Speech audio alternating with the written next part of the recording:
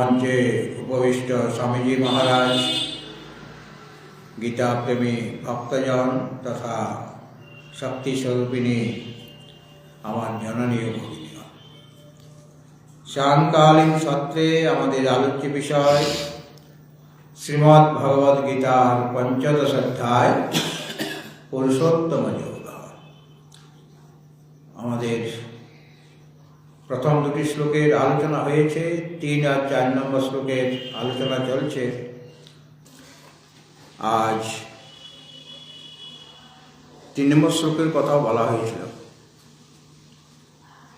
আমরা আজকে 3 আর 4 এই দুটি শ্লোকের সমবেতভাবে পাঠ করব।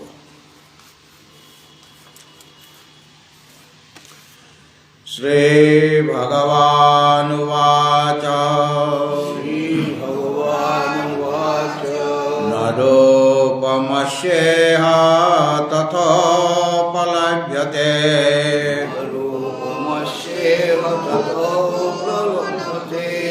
নান্তো ন চাদির্ন চ সাম্প্রতিষ্ঠা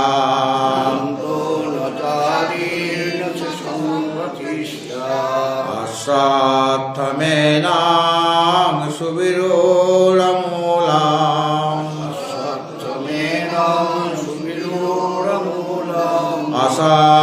অসঙ্গশস্ত্রেণ দৃঢ়েন চিত্ত্বা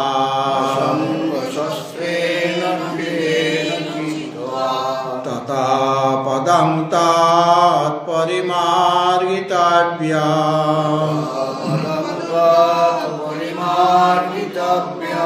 यस्मिन् गता न निवर्तन्ति भूयः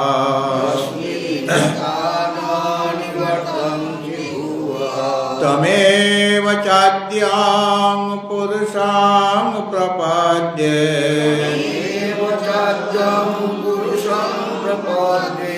यथा प्रवृत्ति प्रसिता पुराणे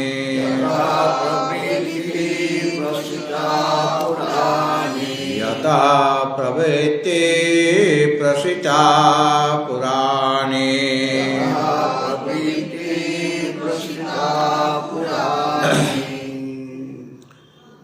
প্রথম দুইটি শ্লোকে এই সংসারকে অশ্বত্থ বৃক্ষের সাথে তুলনা করে তার যে প্রধান মূল পরমাত্মা, অবান্তর মূল হল রাগাদি রাগদেশাদি বাসনা, আর পত্র হল এই সংসার ও অশ্বত্থ বৃক্ষের ছন্দাংশী মানে বেদের কর্মকাণ্ড সমূহ, আর এই শাখা এই সংসার বৃক্ষের শাখা মানে জীব ঊর্ধ্ব এবং অধ দুই দিকে প্রসারিত হয়ে আছে। ঊর্ধ্ব মানে মনুষ্যলোক থেকে আরম্ভ করে ব্রহ্মলোক পর্যন্ত, আর অধ মানে মনুষ্যলোক থেকে আরম্ভ করে স্থাবর পর্যন্ত। যত এগুলি সব শাখা, যত জীব আছে, এবং সেগুলি সত্তাদি যে 3টি গুণের দ্বারা বর্ধিত হয়েছে। আর শব্দাদি বিষয়কে বলা হয়েছে পল্লব, আর এটা অদস্য মূলানি অনুসন্ততানি, অর্থাৎ মনুষ্যলোকে এটা অদস্য মানে অধদেশে অনুসন্ততানি, অধদেশে সেটা বিস্তারিত হয়ে আছে। অর্থাৎ কিছু অধদেশে আর উপদেশে বিস্তৃত বলা হয়েছে শাখা। আর মনুষ্যলোক এটা দেবাদিলোক অপেক্ষা নিম্নে। এই নিম্নে যে মনুষ্যলোক আছে, মনুষ্যলোক মানে মানুষ, এখানে সেই মানুষের কর্মানুবন্ধিনী অর্থাৎ কর্ম করার পর যে ফল ভোগ করতে হয়, সেই ফলে যে রাগ দেশাদি যে বাসনা রয়েছে সেইগুলিকে বলা হয়েছে অবান্তরমূল, এবং এগুলি নিচের দিকে প্রসারিত হয়ে আছে। আর মনুষ্যলোকে মানে মনুষ্যেরই বৈদিক কর্মে অধিকার আছে, অন্যের নেই। এই জন্য মনুষ্যলোক বলা হয়েছে। এবং এই সংসারটির এইরকমভাবে স্বরূপ বর্ণনা করে ভগবান বলছেন যে এই লোকে এই যে সংসার দেখছি, এই সংসাররূপী অসত্য বৃক্ষে যেরকম স্বরূপটি কথা বলা হলো প্রথম দুটি শ্লোকে, সেরকম স্বরূপটা ন তথা উপলব্ধতে, সেরকমভাবে এর উপলব্ধি হয় না। অর্থাৎ আমরা বুঝতে পারি না, কেননা যে স্বপ্ন অবস্থায় যে দৃশ্যাবলী দেখা যায় সেগুলি যেমন দৃষ্ট নষ্ট স্বভাব, দেখতে দেখতেই নষ্ট হয়ে যায়, বা মরুভূমিতে যে মরীচিকা সেটাও দৃষ্ট নষ্ট, দেখতে দেখতেই সেটা নষ্ট হয়ে যায়।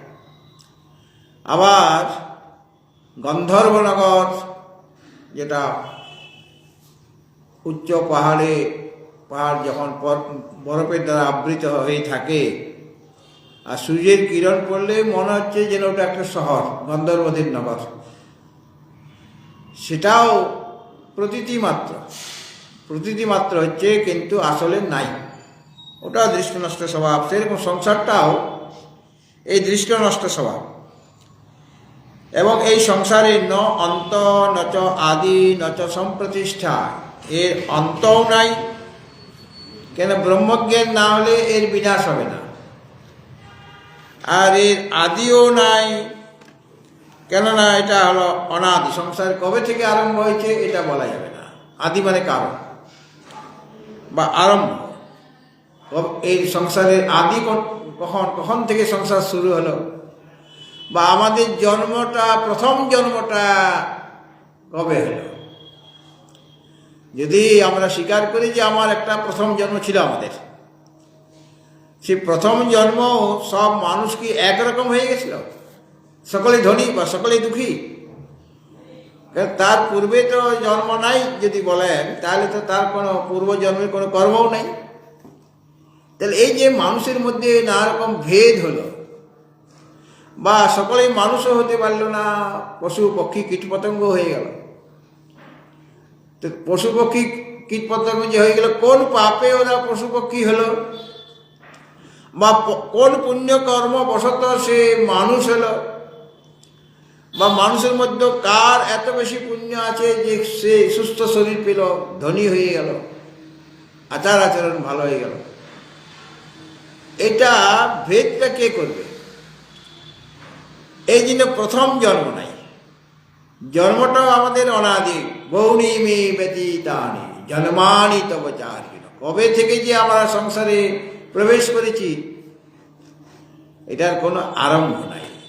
এই জন্য বলা হলো এই সংসারের ন আদি, এর আদি নেই, মানে এর আরম্ভ নেই।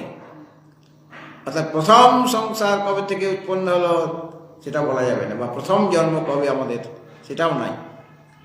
আর ন অন্ত, এর অন্তও নাই। এমনিতে সংসার এত বড় যে অন্ত খুঁজে পাওয়া মুশকিল। কেন পরমাত্মা যেমন সর্বত্র ব্যপ্ত হয়ে আছেন, তিনি সমস্ত দেশে, সমস্ত কালে, সমস্ত বস্তুতে আছেন, তার আদি অন্ত নাই। সেই পরমাত্মাকে আশ্রয় করেই তো মায়ার দ্বারাই জগৎ প্রপঞ্চ উৎপন্ন হয়েছে। কাজে এই জগৎ প্রপঞ্চেরও আদি অন্ত নাই, মধ্যও নাই। কেন না, রজ্জু যদি 3 হাত হয় তো সাপটাও 3 হাতেই হবে। আমার যে ভ্রমটা হবে 3 হাতেই হবে, সেটা তো 4 হাত বা 5 হাত হয়ে যাবে না। সেরকম পরমাত্মা পূর্ণ, সংসারটাও পূর্ণ। পরমাত্মা আদি অন্তহীন, এই সংসারও আদি অন্তহীন। কেননা কল্পনা করুন, একটা ব্রহ্মাণ্ডে 14টা ভুবন, এরকম ব্রহ্মাণ্ড অনন্ত, অনেক আছে, গুণা যাবে না। কাজেই লোক বা ভুবন কয়টা? অনন্ত লোক। তাহলে সংসারটা এরকম ভাবে অনন্ত। আর যেটার আদি অন্ত নেই তার সম্প্রতিষ্ঠা, মানে মধ্যভাগ কোনটা বোঝা যাবে কি? এটা একটা অর্থ। আর সংসারে অন্ত নাই মানে আরেকটা অর্থ, ব্রহ্মজ্ঞান ছাড়া কোনোভাবেই তুমি সংসার থেকে মুক্ত হতে পারবে না। তোমার কাছে সংসার থাকবে না। কখন? যখন তোমার ব্রহ্মবিদ্যা লাভ হবে। এই কারণেও সংসারটার অন্ত নাই। যার জ্ঞান হয়ে যাবে তার কাছে সংসার অন্ত হয়ে গেল, সংসার আর নাই। কিন্তু যাদের এখনো হয়নি তাদের কাছে সংসার অন্তহীন, অনন্ত সংসার। এই সংসার থেকে উদ্ধার পাওয়া খুব কঠিন। আর এর নচ সম্প্রতিষ্ঠের মধ্যেও খুঁজে পাওয়া যাবে না। কেন? যার আদি অন্ত নেই তার মধ্যে কি করে বুঝবো যেটা মধ্য? এমন যে অসত্য বৃক্ষ, সংসাররূপ যে অসত্য বৃক্ষ, একে যেটা সুবিরূঢ়মূলম, যেটা সুবিরূঢ়মূলম, অর্থাৎ এই শিকড়গুলি এমনভাবে মাটিতে প্রথিত হয়ে গেছে, ওই অবান্তর মূলগুলিকে বলা হয়েছিল রাগ দেশাদি বাসনা। আমাদের অনেক অনেক রাগ দেশাদি বাসনা আছে, কত রকমের বাসনা, যেটা সূক্ষ্ম শরীরে রয়েছে, বাসনার সংস্কার রয়েছে। সেই সংস্কার বশত এই সংসার বৃক্ষটি খুব দৃঢ়মূল হয়ে গেছে। মানে এত সহজে গাছটাকে উৎপাদিত করা যাচ্ছে না। কিন্তু উৎপাদিত মানে একদম শিকড় সেই তুলে ফেলতে হবে।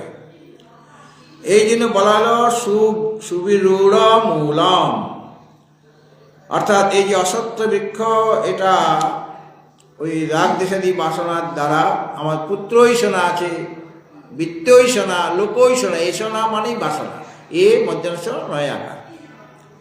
এই যে পুত্রৈষণা, বিত্তৈষণা আর লোকৈষণা, এই যে বাসনা রয়েছে, সুপ্তভাবে যারা মনে করুন গৃহস্থ ব্যক্তি, তাদের পুত্র লাভ করার ইচ্ছা হয়, পুত্র সন্তানাদি লাভ করার ইচ্ছা হয়, এবং বিত্ত লাভ করার ইচ্ছা হয়, টাকা পয়সা অর্থ সম্পদ। কেন? সংসারটাকে চালাতে হবে, শরীর যাত্রা নির্বাহ করতে হবে। সেটা একা নয়, আরও অনেকেই আছে তার পরিবারে। আর লোকৈষণা মানে সমাজে প্রতিষ্ঠা চাই, সম্মান চাই। এই তিনটা জিনিস গৃহস্থদের মধ্যে দেখা যায়। বলি সাধুদের মধ্যে আছে কিনা? বলি তাদের মধ্যেও আছে।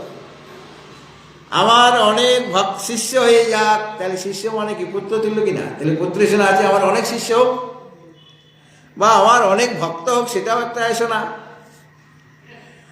আর এগুলোকে দেখভাল করার জন্য আমার মানে, যদিও আমি একা, মানে তোমাদের যেমন পিছলা টান আছে, তোমার ভাই আছে, বোন আছে, স্বামী আছে, অমুক আছে, তমুক অনেক, বা প্রিয়জন আছে, আত্মীয় স্বজন আছে। আবার বিয়ে বাড়িতে নিমন্ত্রণ করলে অনেকটা ধাক্কা খেয়ে গেলেন আপনি, অনেক টাকা খরচ হয়ে যাবে। কত টাকার বিয়ে বাড়িতে কি খাবেন আপনি? শোধ করতে পারবেন? কিন্তু কত টাকা খরচ হয়ে গেলে আপনার। আর আমাদের বিয়ে বাড়িতে নিমন্ত্রণ করলে এই দুইটা ভগবানের ফুল বেলপাতা নিয়ে দিয়ে দেবো, বা একটা কমলা লেবু দিয়ে দিলাম, বাস হয়ে গেল। হ্যাঁ, তাহলে আপনাদের ওটা করতে হবে। সামাজিক একটা দায়িত্ব রয়েছে। বিয়ে বাড়ি, শ্রাদ্ধ বাড়ি বা ওর অন্নপ্রাশন খালি হাতে যাবেন কি? তাহলে অনেক খরচও আছে, বা সংসারে প্রতিদিনের যে খরচ আছে তার জন্য টাকা পয়সার দরকার, ভালোভাবে থাকার জন্য, ভালো খাওয়ার জন্য, নানা রকম এই জীবনে আমাদের প্রয়োজন হয় অর্থের। কাজে বিত্তৈষণাও আছে আর লোকৈষণা আছে। কিন্তু সাধু বাবারা যখন সাধু হতে এসেছিল, তখন ওই একটা প্যান্ট একটা জামা পরে এসে গেছে, হয়তো পায়ে জুতাও ছিল না, চটিও ছিল না। আর ধীরে ধীরে সেই সাধু বাবা, যার সে হয়তো ধনী ঘরের ছেলে হয়তো, কিন্তু এখানে এসে আবার কোথায় ভান্ডারা, কোথায় গেলে দক্ষিণে পাওয়া যায়, কোথায় প্রণামী পাওয়া যায়, কোন ভক্ত আসছে, কি দক্ষিণে দিচ্ছে, তাহলে টাকা পয়সার দিকে তার ঝোঁক চলে যাচ্ছে। মানে মায়া এমন জিনিস যে সাধু সব সংসার ছেড়ে আসলো, মা বাবা ছেড়ে এসেছে, একটা বৈরাগ্য নিয়ে এসেছিল, কিন্তু সেই বৈরাগ্যটা দৃঢ় হয়ে থাকতে পারছে না। ধীরে ধীরে বিত্তৈষণাও জেগে যাচ্ছে, ব্যাংক ব্যালেন্স হয়ে যাচ্ছে। হ্যাঁ, আর লোকৈষণা, যে আমি তো সমাজের জন্য কাজ করছি, এই রোগীর সেবা করছি, অমুক করছি, কিন্তু এর মধ্যেও খুব সূক্ষ্মভাবে আপনার প্রতিষ্ঠা লাভ করার একটা ইচ্ছা জাগে, যে আমাকে সবাই সম্মান করুক, আমাকে আসলে যেন সব প্রণাম ইত্যাদি করে। তাহলে এই যে তিনটা জিনিস বিশেষভাবে, পুত্রই শোনা, বিত্তই শোনা, লোকই শোনা, এগুলি বাসনা। এইগুলির দ্বারা আমরা আমাদের যে এইগুলিকে বলা হচ্ছে অবান্তর, এইগুলির দ্বারা এই সংসার বৃক্ষটা দৃঢ়মূল হয়ে গেছে। মানে এত সহজে তাকে উপরে ফেলা যাচ্ছে না। এই জন্য কি করতে হবে? অসঙ্গ শাস্ত্রেণ সুবির মূলম, এই যে অত্যন্ত দৃঢ়মূল যে হয়ে গেছে সংসার বৃক্ষ, তাকে এরকম যে অসত্য বৃক্ষ, সংসার রূপ যে অসত্য বৃক্ষ, তাকে অসঙ্গ শাস্ত্রে ন দিলে ন চিত্ত। অসঙ্গ শাস্ত্র মানে অনাসক্তি, অর্থাৎ কারোর প্রতি আমার আসক্তি নেই, রাগ নেই, রাগ না থাকলে দেশও নেই। তো অনাসক্তি রূপ যে শাস্ত্র, এটাই তোমার কাছে শাস্ত্র, মানে বৈরাগ্য, বিবেক বৈরাগ্য। বিবেক বৈরাগ্য না থাকলে সংসারের প্রতি আমার যে টান বা আকর্ষণ সেটা দূর হবে না। আর সংসার আমাদের হাতছানি দিয়ে ডাকছে, সেও নানারকমভাবে নিজেকে সাজিয়ে রেখেছে, কত রকমের শব্দ, কত রকমের স্পর্শ শব্দ, কত রকমের শব্দ। কোকিল শব্দ একরকম, কাক আরেক রকম, কোকিল আরেক রকম, মানুষের এক একজনের আওয়াজটা একই রকম। আমি যদি চোখ বন্ধ করে থাকি, তুমি কথা বলে আমি বুঝে নেবো বাসন্তী কথা বলছি। সব শব্দগুলি আলাদা আলাদা, আপনার বাণী আলাদা আলাদা। আপনি হয়তো বলছেন, গীতা শ্লোকে একটা উচ্চারণ করলেন যে ন রূপমস্য তথোপলব্ধি, আপনি বললে বুঝে নেব ও বলল। আরেকজন যদি বলে ওই শ্লোকটাই, তাহলে বুঝে নেব উনি বলেছেন। কেন? আপনাদের সাথে থাকতে থাকতে কার কীরকম আওয়াজটা মোটামুটি একটা বোঝা হয়ে গেছে। তাহলে শব্দগুলি সব আলাদা আলাদা, মানে কত রকমের শব্দ। সিংহের গর্জন, সব সিংহ গর্জন একরকম নয়। আবার সব মানুষের শব্দগুলি, ধ্বনিগুলি যেমন একরকম নয়, আর সিংহের গর্জন, সব সিংহের গর্জন একরকম, তার মধ্যেও নানা রকমভাবে ভেদ আছে, মানে নানা রকম ভাইব্রেশনের ভেদ আছে। তো কত রকমের শব্দ। আবার গান মনে করুন, সঙ্গীত, যদি করুণ রসের রূপে বাদ্যযন্ত্র বাজানো আছে, করুণ রসের বাদ্য আলাদা, হ্যাঁ, আর করুণ রসের গান হচ্ছে তো আপনার চোখে জল এসে যাবে। আর যদি ওই মিলিটারির বাজনা বাজছে, হ্যাঁ, মানে ওরা যুদ্ধে যাবে, সৈন্যরা যুদ্ধে যাবে, তার জন্য একটা বাজনা আছে, বীর রস উৎপন্ন হয়ে যাবে। মানে এই শরীরের প্রতি প্রাণের মায়া থাকবে না, এত মানে বিরক্ত জেগে যাবে, মনে বিরাট শক্তি আছে আমার। সেই বীর রসের বাজনা বা গান, বাজনাটি ওদের বেশি, সেই বাজনার দ্বারাই ওরা মানে শরীরটা তাজা হয়ে যাবে। এবং যুদ্ধে প্রাণ যদি চলেও যায় তাতে তারা কোনো পরোয়া করবে না। স্বাধীনতা সংগ্রামে এত যে স্বাধীনতা সংগ্রামী যারা, স্বাধীনতার জন্য যারা আন্দোলন করেছেন, তারা অনায়াসে প্রাণ দিয়ে দিচ্ছেন, তাদের মা বাবা আছে, তাদের প্রিয়জন আছে, কিন্তু এই স্বাধীনতা লাভ করার জন্য অনেক যে পরিশ্রম, অনেক কষ্ট সহ্য করতে হয়েছে, সেটা অনায়াসে সেই কষ্ট তারা সহন করেছেন। একটাই, ওদের গীতা পড়ানো হতো, ট্রেনিং দেওয়া হতো। গীতা পড়ার ফলে বিশেষ করে আত্মবিদ্যার কথা বলা হতো, ন জায়তি ম্রিয়তি বা কদাচিৎ নায়ং ভূত্বা ভবিতা বা ন ভূয় অজো নিত্য শাশ্বত এবং পুরাণ। এইগুলি বারবার যদি শোনা যায়, আর শরীরটা চলে গেলেও আবার শরীর পাবো।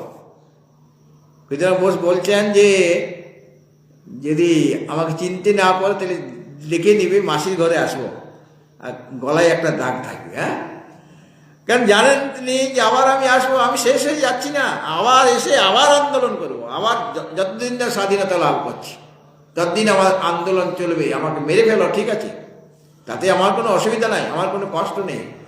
হাসি মনে তিনি ফাঁসির গলায় নিয়েছেন। কিন্তু গীতা তাকে শক্তি জাগিয়েছে। তাহলে গীতার যে বাণী, তার একরকম ক্ষমতা, তার একটা শব্দ। আবার যেমন বিয়ে বাড়ির একটা ব্যান্ড পার্টি যাচ্ছে এই পদ্ধতি, মনে করুন, হ্যাঁ, যাই কিনা মাঝে মাঝে। আর আপনি ঘরের মধ্যে বসে আছেন, বয়স হয়ে গেছে, কাজে বাচ্চারা হলে ওখানে গেটের কাছে চলে যাবে, দেখবে কীভাবে বাজনা বাজছে, কীভাবে ছেলে মেয়েরা নাচ করতে করতে যায় না। আর আপনি ঘরে বসে আছেন, শুধু বাজনারও শুনতে পাচ্ছেন, লোকজন দেখতে পাচ্ছেন না। আপনি চুপচাপ বসেছিলেন, এখন হাত পাগলি নড়তে আরম্ভ করলো, মানে তালে তালে আপনি হাত পা নাড়াচ্ছেন। তাহলে ওই যে শব্দটা, তার একটা বিশেষ ক্ষমতা আছে, আপনাকে স্থিরে থাকতে দিচ্ছে না। আপনি ঘরে বসে আছেন একাই, আবার কেউ দেখে ফেললে হেসে ফেলছেন আপনি। হ্যাঁ, তো এইরকমভাবে শব্দ নানা রকম, স্পর্শও নানা রকম। তাহলে শব্দর ভাণ্ডার তারা আমাকে আকর্ষণ করছে। স্পর্শের ভাণ্ডার, কত রকমের স্পর্শ, মানে কোমল স্পর্শ, কঠিন স্পর্শের মধ্যে আবার নানা রকম, কোমল স্পর্শের মধ্যে নানা রকম। ফুলে একটা হাত দিলেন, সেটার একটা আনন্দ হচ্ছে। আবার যদি ছুরির অগ্রভাগটা যদি আপনার হাতে লেগে যায়, স্পর্শ হয়ে যায়, তাহলে আপনার আঙুলটা কেটে যেতে পারে। সেটা স্পর্শ পেলেন, কিন্তু কষ্ট হচ্ছে আপনার। কিছু স্পর্শ আপনাকে সুখ দিচ্ছে, কিছু স্পর্শ আপনাকে কষ্ট দিচ্ছে। সেরকম শব্দ, কিছু শব্দ আপনাকে সুখ আনন্দ দেবে, কিছু শব্দ দুঃখ দেবে। আর রূপ, কত রকমের যে রূপ আপনারা নিজেরাই দেখছেন। সংসারে যদি তাকিয়ে থাকি, তাহলে কত রকমের রূপ, সকলে দেখতেও একরকম নয়, কত রকমভাবে তারা সজ্জিত হয়ে আছে। মানে ভগবান যখন আমাদের পাঠালেন, কোনো একটা ভালো দোকানে যদি একটা জিনিস কেনেন আপনি, তো সেখানে আপনাকে হাতে জিনিসটা ধরিয়ে দেবে না, ওটাকে প্যাকিং করবে, সুন্দরভাবে প্যাকিং করে তারপরে আপনাকে দেবে। আর ভগবানও আমাদের প্যাকিং করে পাঠিয়েছেন, কারণ ভিতরে ফুসফুস আছে, লিভার আছে, কিডনি আছে, রক্ত চলাচল হচ্ছে, শিরা আছে, ধমনী আছে, হাড় আছে, মাংস আছে, ক্লেদ আছে। এইগুলি নিয়ে যদি কেউ ঘুরে, উপরে চামড়াটা নাই মনে করুন, আর ওই রকমভাবে যদি কেউ ঘুরে, তো আপনি তো দেখার মাত্রই তার সাথে ভালোবাসা হবে কি করে? আপনি মানে পড়ে হার্ট স্ট্রোক করে মারাই যাবেন। এই জন্য প্যাকিং করে দিলেন, কারণ ভালো দোকান তার ভালো, সুন্দর একটা প্যাকিং, কারো কালো রঙের প্যাকিং, কারো ফর্সা রঙের প্যাকিং, মানে চামড়াটা আলাদা আলাদা, ওটা হলো প্যাকিং। কিন্তু প্যাকিংয়ের ভিতরে যে জিনিসগুলি আছে,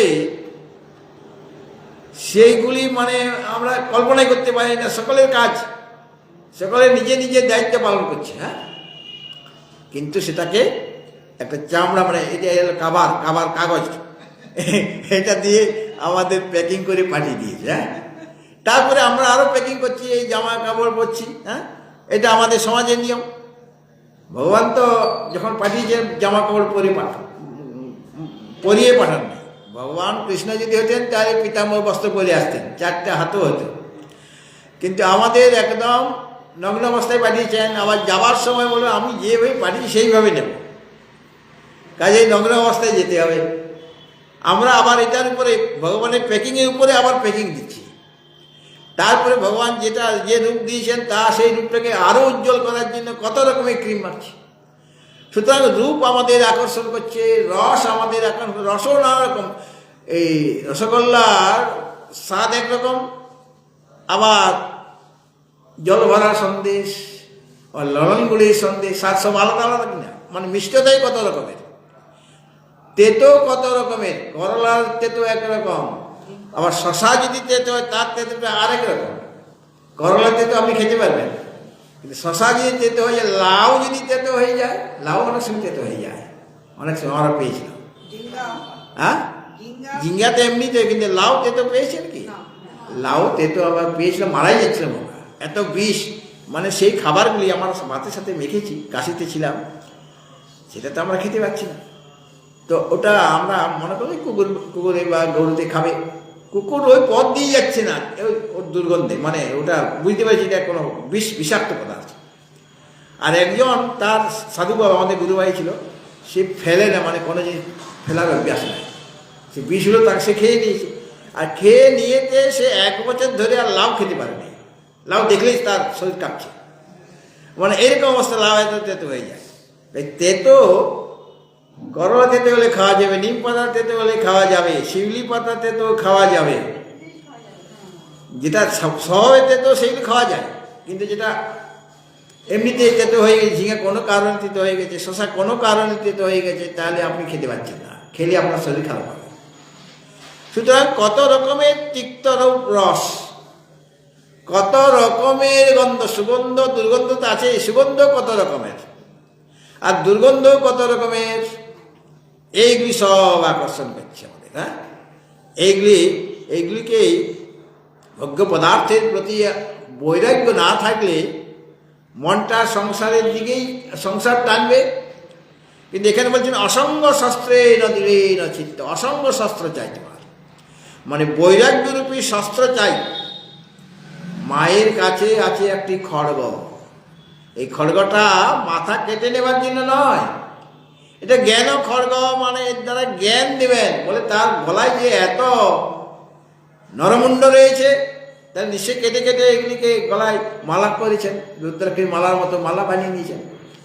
বলেন না, আমরা যখন কোনো প্রিয় ব্যক্তি আমার কাছে আসে, তাকে একদম জড়িয়ে নিই কিনা, বুকের মধ্যে রাখি কিনা, কতদিন পরে দেখা হলো, একবার বুকে জড়িয়ে নিই কিনা, তাহলে মাথাটা কোথায়, বুকের কাছে এসে যাচ্ছে। সেরকম ভাবে মায়ের যারা প্রিয় ব্যক্তি তাদের তিনি একদম কাছে টেনে নিয়েছেন। ভক্তদের মুন্ডটা, মানে ভক্তদের মুন্ড কেটে নয়, তাদের আপন করে নিয়েছেন, তুমি আমার খুব প্রিয়।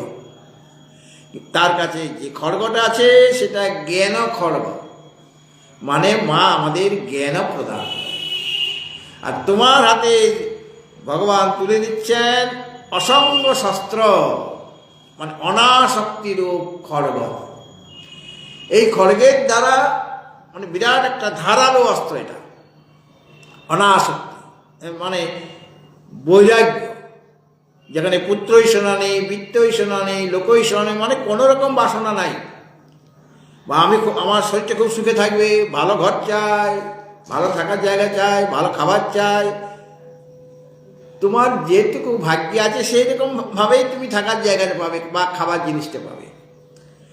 নিজ নিজ কর্মের দ্বারা উপার্জিত যে পদার্থ বস্তুগুলি আসবে আমার কাছে, তার দ্বারাই তুমি সন্তুষ্ট থাকো, আচার্য শঙ্কর বলেছেন। তার দ্বারাই তুমি মনের মধ্যে আনন্দ রাখো।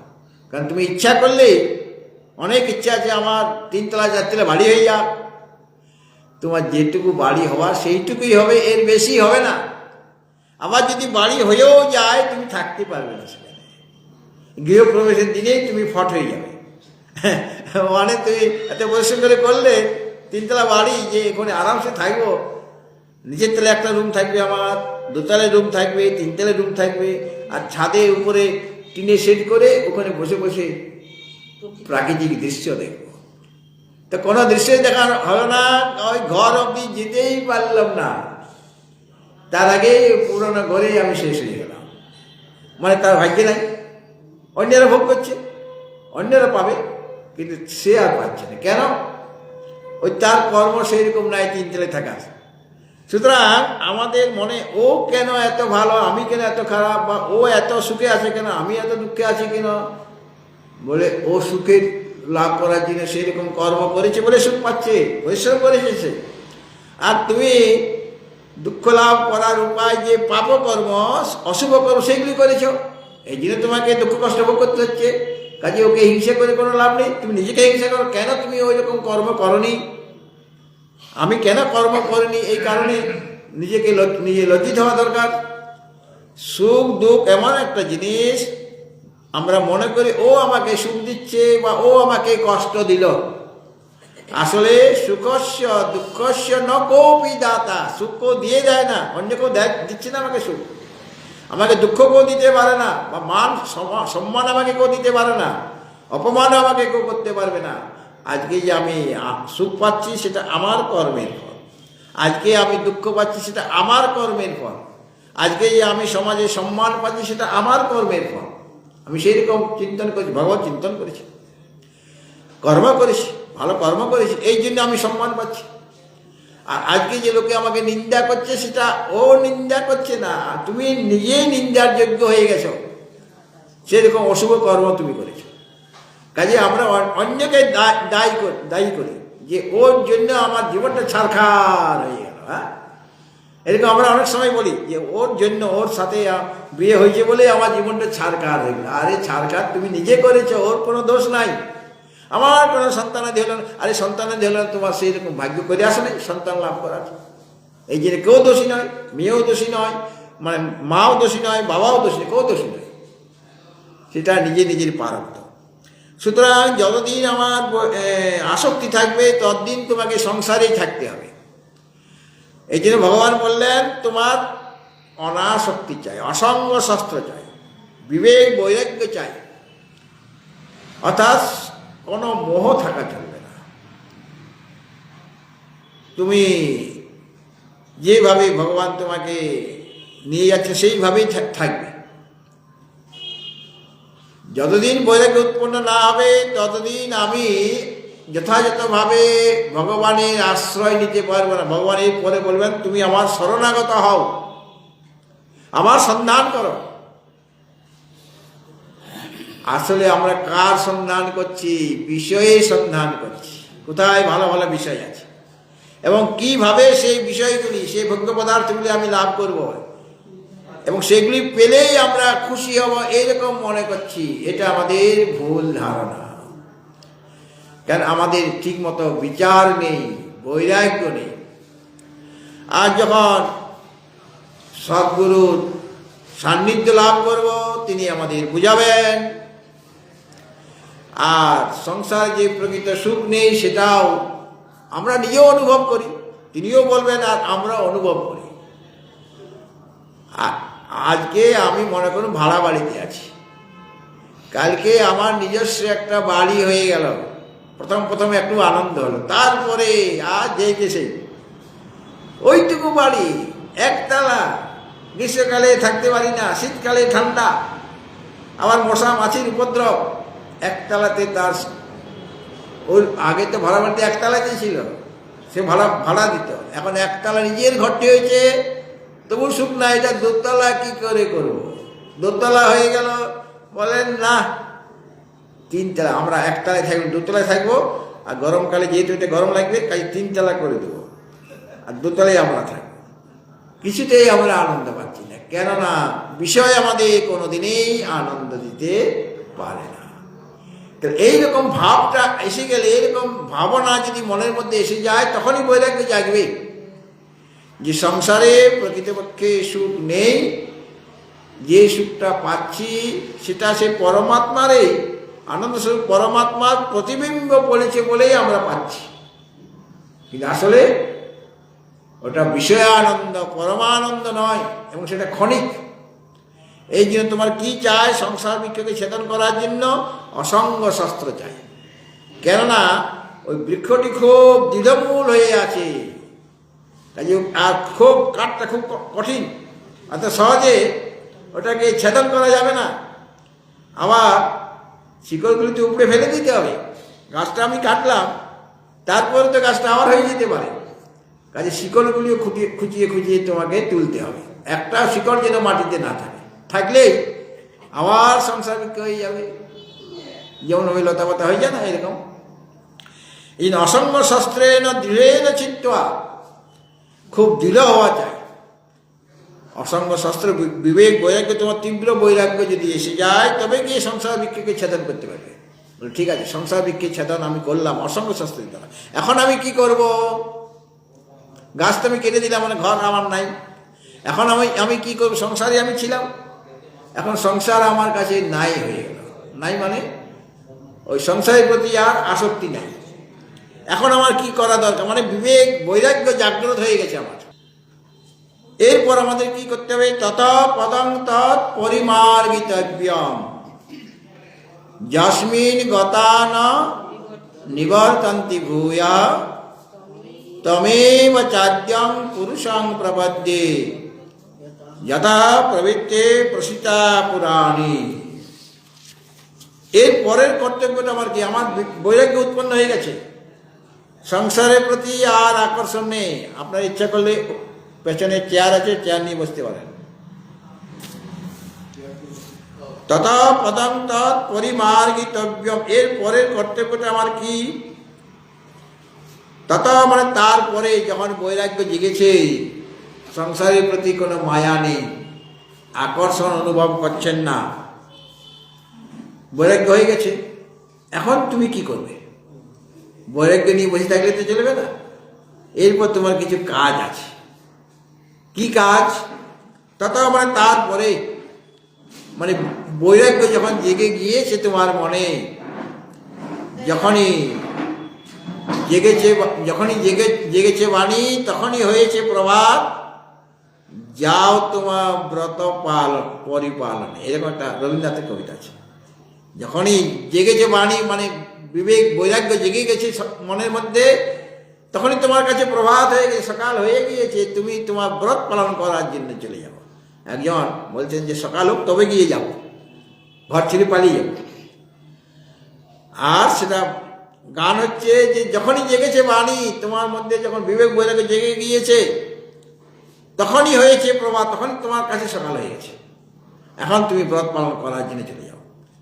সেরকমভাবে আমার বৈরাগ্য হয়ে গেছে, অসংখ্য শাস্ত্র আমি পেয়ে গেছি, মানে বৈরাগ্য আমার আছে, পুত্রেষণা বিত্তষণা লোকষণা নেই। এরপরে তৎপদম, সেই যে পরম পদ, যে পদ লাভ করার জন্য আমাদের মানব শরীর লাভ হয়েছে। এই টাকা পয়সা ধনদৌলত অর্জন করার জন্য এই শরীরটা পাইনি আমরা, ভোগ করার জন্য এই শরীরটি ভগবান আমাদের দেননি। ভোগ করতে গেলে তো পশু পক্ষী কীট পতঙ্গ হয়ে ভোগ করো খুব, অথবা দেবতার শরীর দিয়ে দিচ্ছে, সেখানে খুব ভোগ করো। আহার নিদ্রা ভয় মৈথুনঞ্চ সামান্যমে তৎ পশুবীর নরানা। পশু আর মানুষের মধ্যে কোনো ভেদ নাই। আর আহার পশুরাও করে, মানুষও করে। নিদ্রা পশুরাও যায়, মানুষও যায়। ভয় পশুরও আছে, মানুষেরও আছে। মৈথুন পশুরাও করে, মানুষও করে। তাহলে মানুষ আর পশুর মধ্যে পার্থক্যটা কি রইল? ভক্তি তেষাম অধিক বিশেষ, ভক্তি নাহি না পশুভি সমানা। কিন্তু মানুষ ভক্তি করতে জানে, ভগবানের ভক্তি করতে পারে, আর ওরা ভক্তি করতে পারে না, ভগবানের ভজনা করতে পারে না। এটাই হলো পার্থক্য।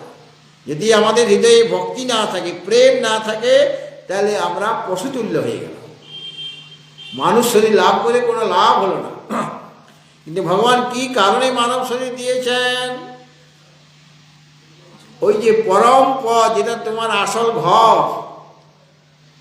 সেই ঘরটি লাভ, তুমি সেই ঘর থেকে বিচ্ছিন্ন হয়ে গেছো, মানে হারিয়ে ফেলেছ, মানে নিজের স্বরূপ থেকে তুমি বিচ্যুত হয়ে গিয়েছো। যেমন জয় বিজয় বৈকুণ্ঠে দাঁড়িয়ে ছিলেন, এরা মনুষ্যলোকে 3 বার এদের জন্ম হয়েছে।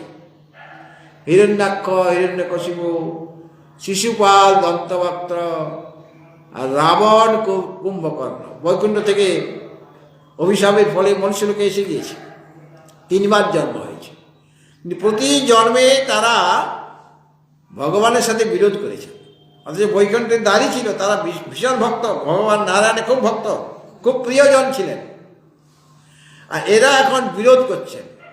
কেননা বিরোধ করলে তাড়াতাড়ি তাকে লাভ করা যাবে, মানে ওই আসল জায়গায় বৈকুণ্ঠে আবার ফিরে যেতে পারবে।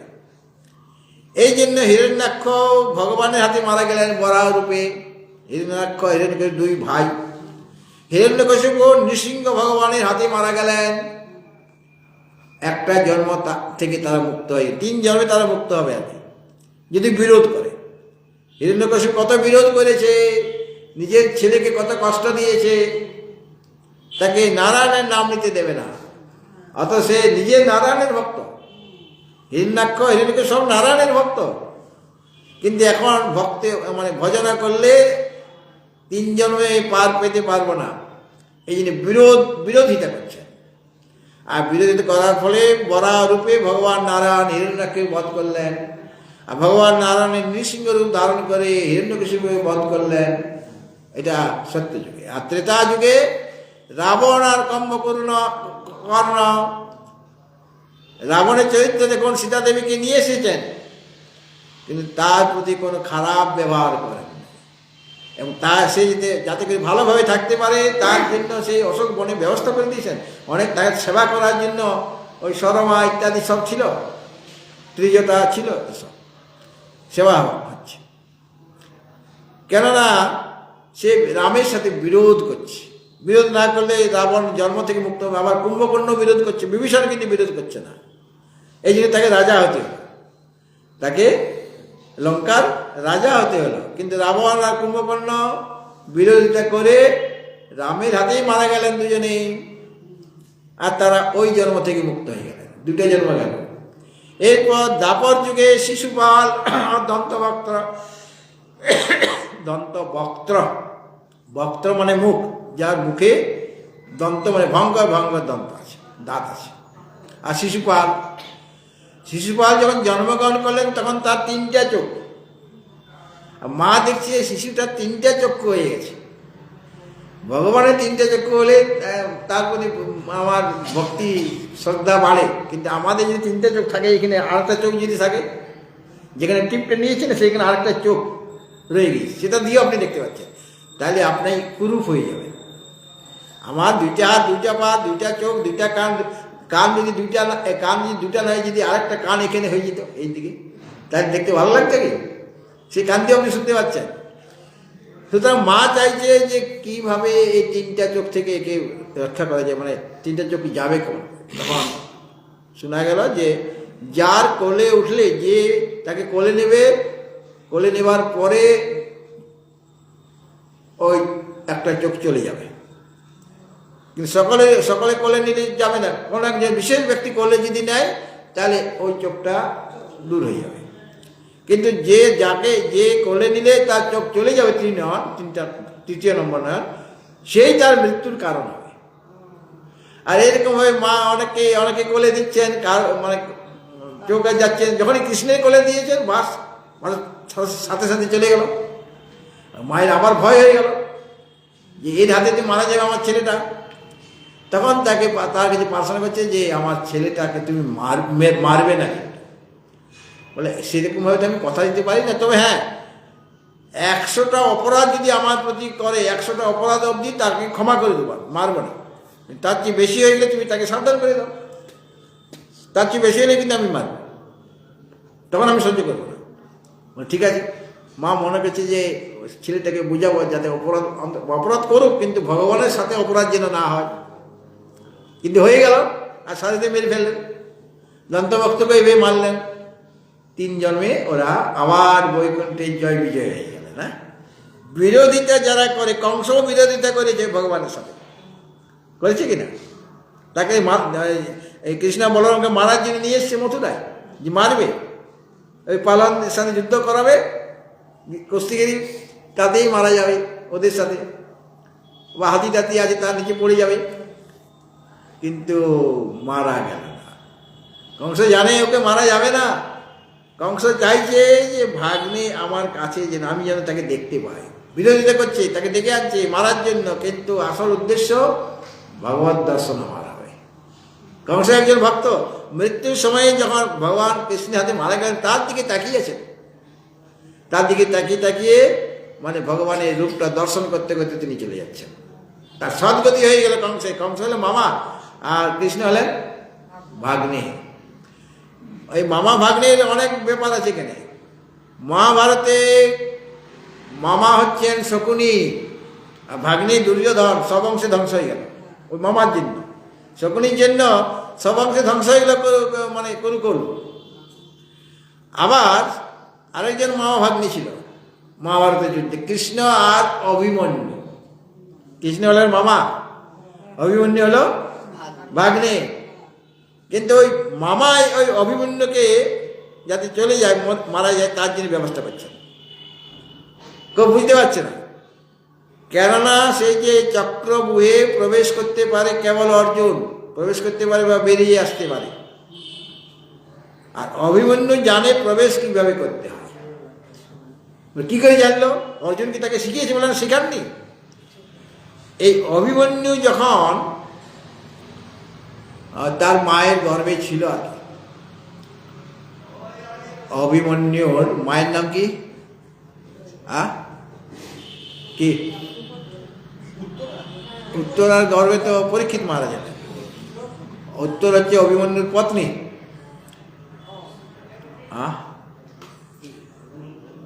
আমার নামটা এখনই মনে পড়ছে। যাই হোক, হ্যাঁ, সুভদ্রা। সুভদ্রা, সুভদ্রা তো নয়।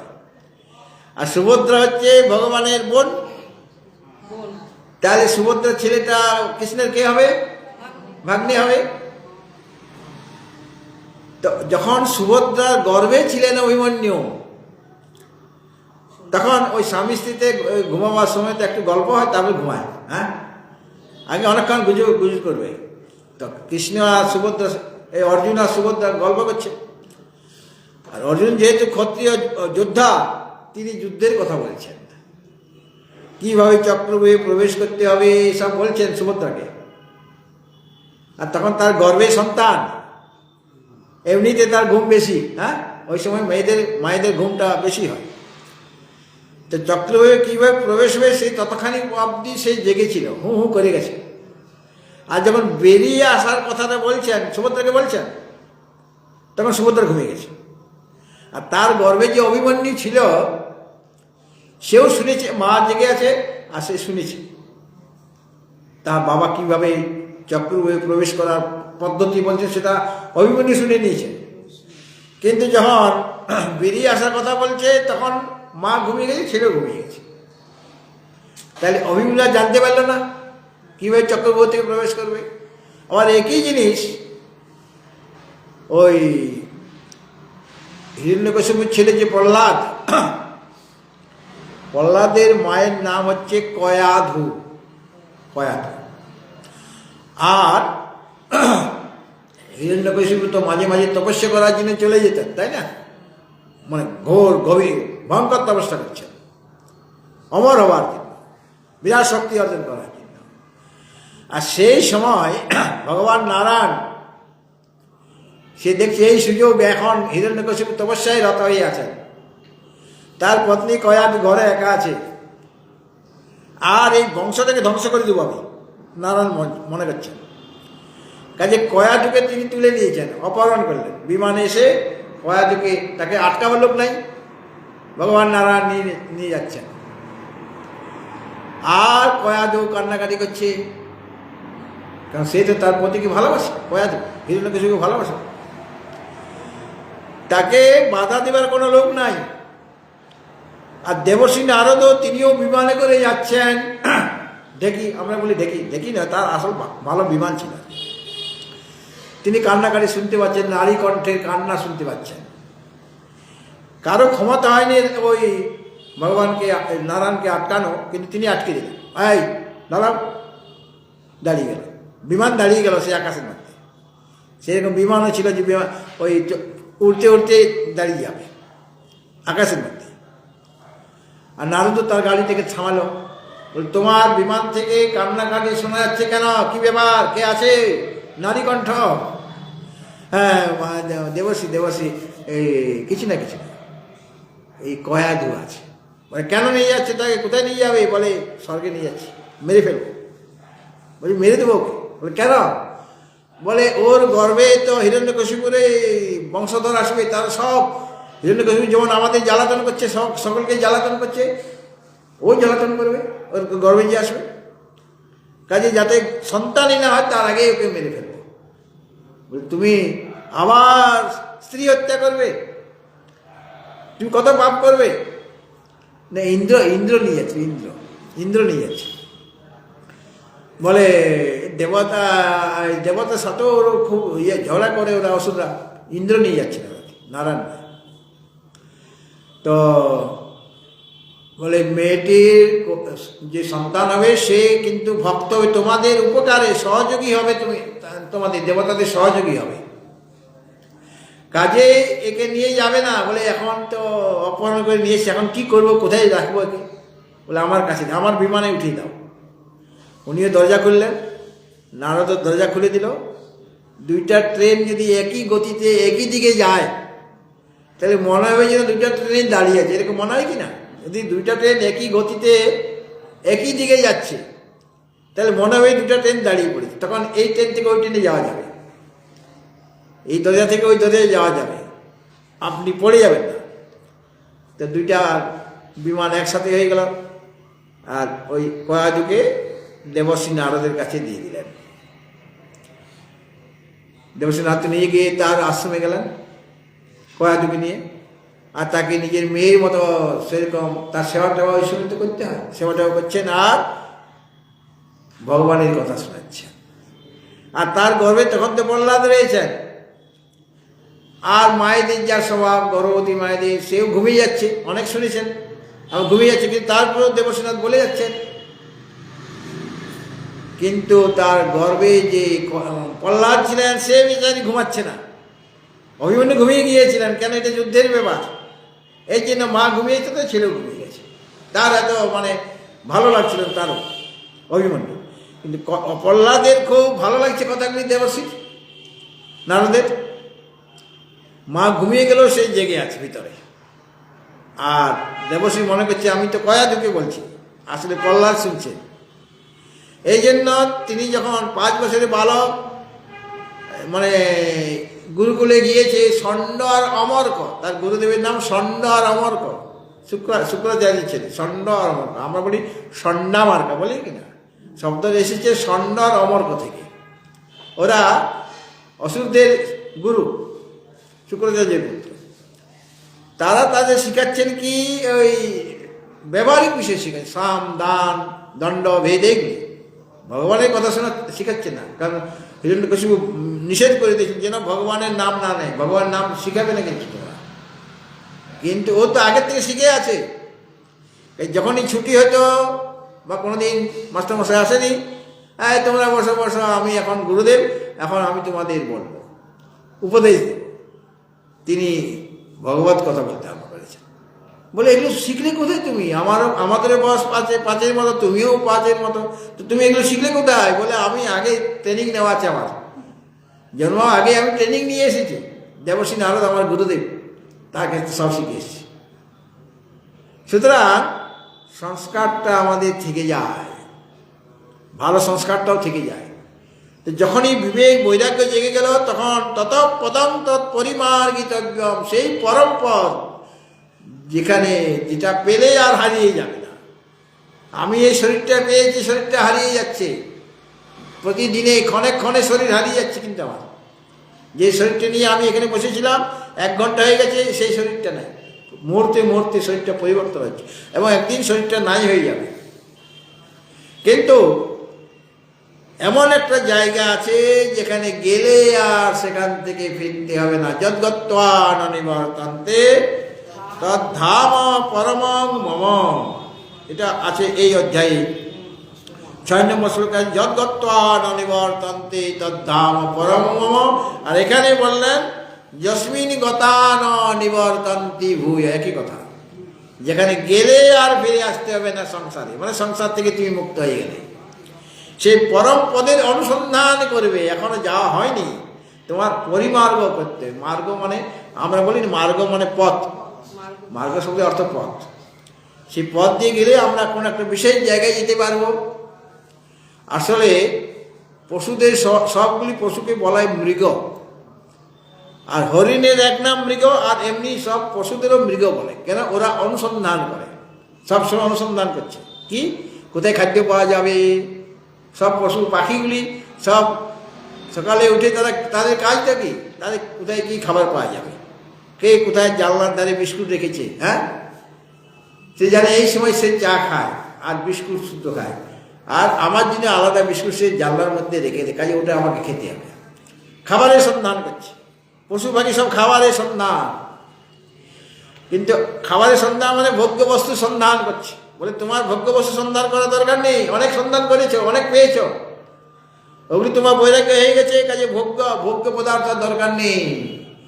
এখন আসল জিনিসের অনুসন্ধান করতে হবে তোমাকে, যাকে পেলে আর কিছু পাওয়া বাকি থাকবে না। ইয়ং লব্ধ্বা না পরং লাভং মন্যতে না অধিকং তথা ইয়াস্মিন স্থিতো ন দুঃখেন গুরুণাপি বিচার্যতে, তার অনুসন্ধান তোমাকে করতে হবে।